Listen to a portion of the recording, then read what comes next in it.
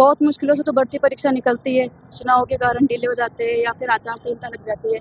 और फिर जैसे तैसे भर्ती परीक्षा निकलती है तो फिर नॉर्मलाइजेशन, तो युवाओं के पास अब यही समय नहीं रह गया है कि वो बार बार धरना देते रहे। अगर निर्णय, तो आप सभी को भविष्य ध्यान में रखते हुए युवाओं को और भर्ती परीक्षा को रद्द करना चाहिए। जैसे कि बहुत मुश्किलों से तो भर्ती परीक्षा निकलती है, चुनाव के कारण डिले हो जाते हैं या फिर आचार संहिता लग जाती है।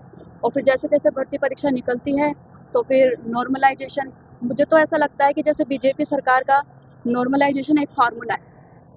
जो भी विधायक मंत्री है पिछले 25-30 सालों से सरकार के अंदर लगे हुए हैं, उनको तो सीएम बनाया नहीं है। और भजनलाल सरकार जी, जिनका कोई नाम नहीं था, उनको पहली बार में सीएम बना दिया। वैसे ही नॉर्मलाइजेशन किया है उन्होंने शुल्क परिचय परीक्षा के अंदर। जो तैयारी कर रहे थे विद्यार्थी, जिनका पहली पारी में, दूसरी पारी में या तीसरी पारी में नंबर आया, उनको तो सिलेक्शन दिया नहीं है। और चौथी पारी के अंदर पेपर टफ का कारण नॉर्मलाइजेशन निकाल दिया उन्होंने। ये बिल्कुल गलत किया है। और पुलिस बल के अंदर भर्ती होना जितना महत्वपूर्ण है उतना ही प्रतिष्ठित भी है। तो हम ये चाहते हैं कि प्रतिष्ठा जिन विद्यार्थियों को मिले वो विद्यार्थियों को मिले जो वास्तव में इनके योग्य हैं, न कि वो धन के बल पर और अपनी शक्ति के बल पर इस भर्ती परीक्षा में शामिल हुए। ये बिल्कुल गलत है।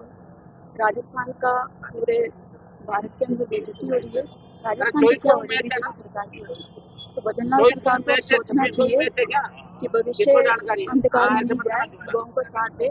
बाद में युवाओं की फिर आस टूट जाएगी। मैं जानती हूँ कि पहले भर्ती परीक्षा निकलती है और फिर उसका पेपर होता है 6 महीने बाद।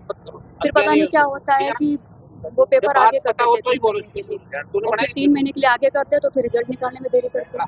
फिर रिजल्ट निकलता है तो उसे नियुक्ति देने में देरी करते हैं। तो युवाओं के पास अब यही समय नहीं रह गया है कि वो बार बार धरना देते रहे। अगर निर्णय देते रहेंगे तो फिर पढ़ेंगे कब? पढ़ेंगे नहीं तो फिर देश का विकास नहीं होगा। मैं 90% ऐसे विद्यार्थियों को जानती हूँ जो कि तैयारी कर रहे हैं, जिनमें से काफी पीड़ित लोग हैं।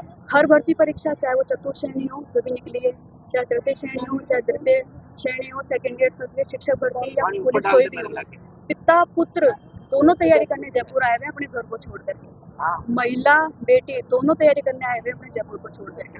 कितना बड़ा दुर्भाग्य है कि बेटा बेटी, सरकार से ये उम्मीद करते हैं हम कि वो युवाओं को ध्यान में रखे, एक तो अनियमितता नहीं रखे, और ये जो भी आप देख रहे हो कितनी चीटिंग चल रही है, चीटिंग को बंद करें और जल्द से जल्द एक बिल्कुल निश्चित फॉर्मूला बनाए, टाइम पर वैकेंसी निकाले और टाइम पर तैयारी करें स्टूडेंट, और टाइम पर रिजल्ट निकाले।